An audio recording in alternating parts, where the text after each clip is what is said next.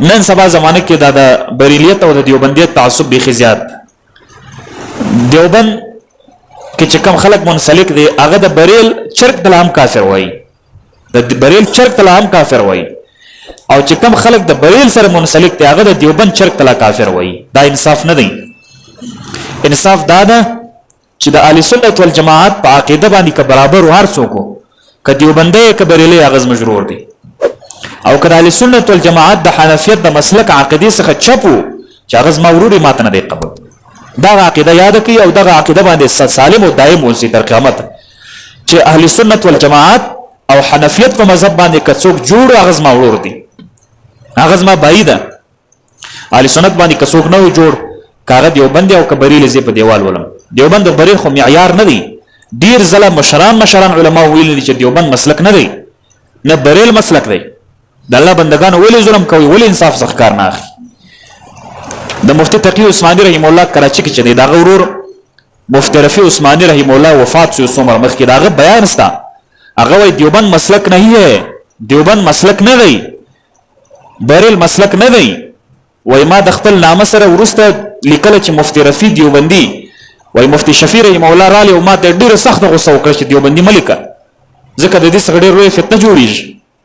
ولیکه چې حنفي، ولیکه چې اهل سنت والجماعت دا ولیکه، ته دا تاثر ولي ورکې. دیوبند خو یو مدرسه وا، بریل هم یو مدرسه وا، خلکو ته خدمتونه کړې دي، شخلک دي، بد خلک دي. اوس داسې دیوبند هم ستا، دیوبندیانو کې داسې خلک هم ستا چې هغه وابیانو غیر مقلدینو ته کار کوي، نو هغه موږ نسو منلی د دیوبندیت په نوم باندې. یا داسې خلک دي چې هغه د بریلیانو ته ځان نسبت کوي، شیعاګانو ته کار کوي، هغه موږ نسو منلی په بریلیتوب باندې. ښه خبره دا ده، بهترینه خبره دا ده چې اهل سنت والجماعت باندې چې څوک هم برابر و بس هغه زموږ ورور دي.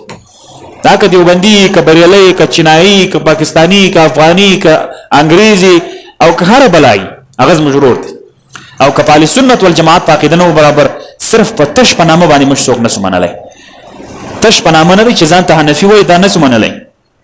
ولې د دې زموږ یو استاد الله تعالی دې په عمر کې برکت واچي، هغه به عجیب مثال ورکوله. ول طالبانو صحیح علم زده کوي، صرف په نامه طالبانو ملایان ځان سم جوړوي، په نامه باندې طالبانو ملایان چې هغه ډیر دي. بیا به مشت کله کله مثال راکوي، والحمار نه ده، بیا د دې معافي خر نه ده، حیوان ده. د خر نوم شي ده چې دا زید دی، نوم یې واړو چې دا زید دی. یو څوک ورته لور ورکوي، دوستي ورسره کوي، څوک نه ورسره کوي، خو کته نوم واړه هم هغه شی دی. په نامه اړول باندې څوک نه اړول کیږي. باید انسان خپل حقیقت بدل کړي، د حقیقت په بدلیدو سره انسان بدلیږي. نو ځکه صرف په نامه باندې د بدلیدلو کوم اثر نه پریوځي، نو کوشش ودا کوو چې خپل عمل به برابر وو. نو ذکر رسول الله صلی الله علیه وسلم فرمایي چې اهل سنت والجماعت ټینګ، بس اهل سنت والجماعت د نجات لار ده. او چې څومره اولیاء دي، څومره صلحا دي، څومره نیکان دي، څومره پاکان خلک دي، دا ټول د اهل سنت والجماعت په لار باندې تللي دي. اوس که څوک دا وایي چې یاره دیوبند معیار دی یا بریل معیار د اهل سنت دی، ولې دا د دیوبند او بریل څخه چې مخکې خلک تیر سوي دا مسلمانان نه وو؟ ابوبکر صدیق خو نه دیوبندی و نه بریلی و، حضرت عمر فاروق خو نه دیوبندی و نه بریلی و. دا تأثرات او دا اختلافات خلکو ته ورکول دا نه دی جایز. بس وچ کلک اهل سنت والجماعت او حنفي مذهب او مسلک سره تعلق لرم. ذکر رسول الله صلی الله علیه وسلم فرمایي چې زما امت به په 2 فرقو تقسیم شي، ټول به جهنمی وي، صرف یو فرقه به پاتې وي چې هغه د اهل سنت والجماعت عقیده ده. او رسول الله مبارک دغه آیت لاندې فرمایي یوم تبیض وجوه وتسود وجوه، ورځ د قیامت داسې ورځ ده چې د خلکو مخان به تک تور وي او د بعضې خلکو مخونه چې هغه به تک سپین پړقیږي. د دې آیت لاندې بیبي عایشه صدیقه رضی الله عنها او حضرت عبدالله ابن عباس رضی الله عنهما فرمایي چې یوم تبیض وجوه اهل السنه والجماعه، د قیامت ورځ داسې ورځ ده چې الله تعالی وعده کړې ده چې د خلکو مخونه به تک سپین پړقیږي. هغه د هغه خلکو مخونه چې هغه اهل سنت والجماعت د ډلو د ډلبازۍ صفات وي. او رسول الله مبارک فرمایي، حضرت عبدالله ابن عباس روایت ده چې یوم تسود وجوه اهل البدع والضلال، د کوم خلکو چې هغه ډلې ټپرې جوړي، د امت په منځ کې اختلافات جوړي، امت تفریقات چې د هغوی په منځ کې، رسول الله صلی الله علیه وسلم فرمایي چې دغه خلکو مخونه به په ورځ د قیامت باندې تک تور وي. د دې وجه دا ده د دې په ځای چې امت ته اتفاق ورکړي، اختلاف ورکړي، د دې په ځای باندې ولې امت خو مشترکات لري.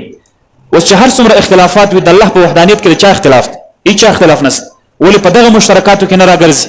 دغه په مشترکات ولې عمل نه کوي رسول الله صلی الله علیه وسلم خو ټول منو دغه په مشترکات ولې عمل نه کوو امام ابو حنیفه رحم الله خو ټول منو دغه په مذهب او په مسلک یو ولې دغه خبره نه منو مشترکات ډیر لرو نو په ځای د اختلافاتو د ځان استلو لپاره واحد حل دا چې انسان به د مشترکاتو پسې ګرځي د مختلفاتو پسې نه ګرځي اختلافات ډیر لري هر انسان به اختلاف لري کنه اختلاف رائے خور څوک لري خو موږ متفقات هم لرو په متفقات نقطو باندې باید موږ عمل وکړو بل حدیث هم د رسول الله صلی الله علیه وسلم فرمایي اثنان خير من واحد وثلاثه خير من اثنين واربعه خير من ثلاثه فعليكم بالجماعه نبی علیہ السلام فرمایي چې یو مسله تاسو ته پیښ شو دوه کسان چې تاسو مشوره درکې یو کس چې تاسو مشوره درکې د دوه کسانو خبره ومنه تر یو او کچېره څلور کسان مشوره په یو اړخ درکې او دوه کس یا یو کس مشوره په بل اړخ باندې درکې د څلور کسانو د مشورې خبره ومنه او رسول الله مبارک فرمایي فعليكم بالجماعه فتاسو باندې لازمه ده چې تاسو د اهل سنت والجماعت خبر ومني او دا غي په عقیده باندې منسلک سي